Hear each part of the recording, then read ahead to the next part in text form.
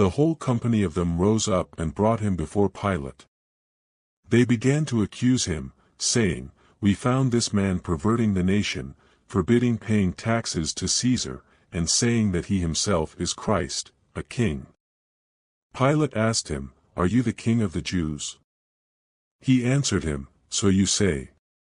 Pilate said to the chief priests and the multitudes, "I find no basis for a charge against this man." But they insisted, saying, "He stirs up the people, teaching throughout all Judea, beginning from Galilee even to this place." But when Pilate heard Galilee mentioned, he asked if the man was a Galilean. When he found out that he was in Herod's jurisdiction, he sent him to Herod, who was also in Jerusalem during those days. Now when Herod saw Jesus, he was exceedingly glad, for he had wanted to see him for a long time, because he had heard many things about him. He hoped to see some miracle done by him. He questioned him with many words, but he gave no answers. The chief priests and the scribes stood, vehemently accusing him. Herod with his soldiers humiliated him and mocked him. Dressing him in luxurious clothing, they sent him back to Pilate. Herod and Pilate became friends with each other that very day, for before that they were enemies with each other.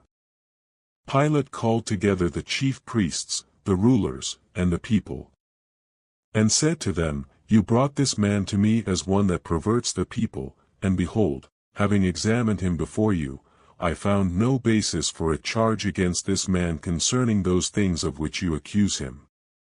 Neither has Herod, for I sent you to him, and see, nothing worthy of death has been done by him. I will therefore chastise him and release him." Now he had to release one prisoner to them at the feast. But they all cried out together, saying, "Away with this man! Release to us Barabbas, one who was thrown into prison for a certain revolt in the city, and for murder." Then Pilate spoke to them again, wanting to release Jesus. But they shouted, saying, "Crucify! Crucify him!" He said to them the third time, "Why? What evil has this man done? I have found no capital crime in him. I will therefore chastise him and release him."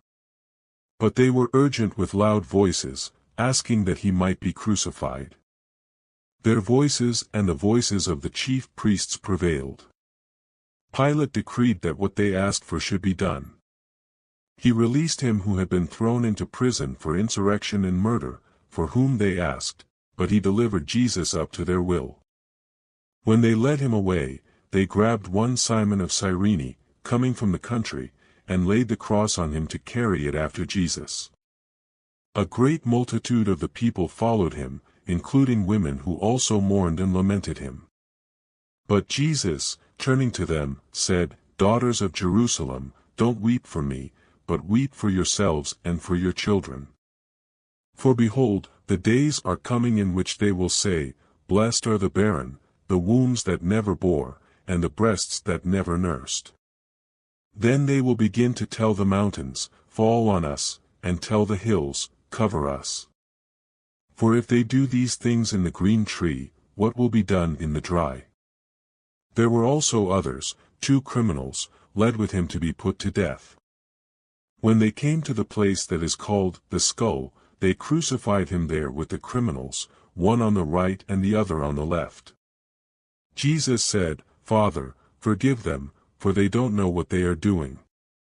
Dividing his garments among them, they cast lots. The people stood watching.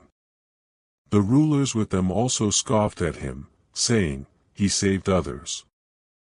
Let him save himself, if this is the Christ of God, his chosen one." The soldiers also mocked him, coming to him and offering him vinegar, and saying, "If you are the King of the Jews, save yourself." An inscription was also written over him in letters of Greek, Latin, and Hebrew, "This is the King of the Jews." One of the criminals who was hanged insulted him, saying, "If you are the Christ, save yourself and us." But the other answered, and rebuking him said, "Don't you even fear God, seeing you are under the same condemnation? And we indeed justly, for we receive the due reward for our deeds, but this man has done nothing wrong. He said to Jesus, Lord, remember me when you come into your kingdom. Jesus said to him, Assuredly I tell you, today you will be with me in paradise. It was now about the 6th hour, and darkness came over the whole land until the 9th hour. The sun was darkened, and the veil of the temple was torn in two. Jesus, crying with a loud voice, said, Father, into your hands I commit my spirit. Having said this, he breathed his last. When the centurion saw what was done, he glorified God, saying, Certainly this was a righteous man. All the multitudes that came together to see this, when they saw the things that were done, returned home beating their chests. All his acquaintances and the women who followed with him from Galilee stood at a distance, watching these things. Behold, there was a man named Joseph, who was a member of the council, a good and righteous man. He had not consented to their counsel and deed, from Arimathea, a city of the Jews, who was also waiting for God's kingdom. This man went to Pilate, and asked for Jesus' body. He took it down and wrapped it in a linen cloth, and laid him in a tomb that was cut in stone, where no one had ever been laid. It was the day of the preparation, and the Sabbath was drawing near.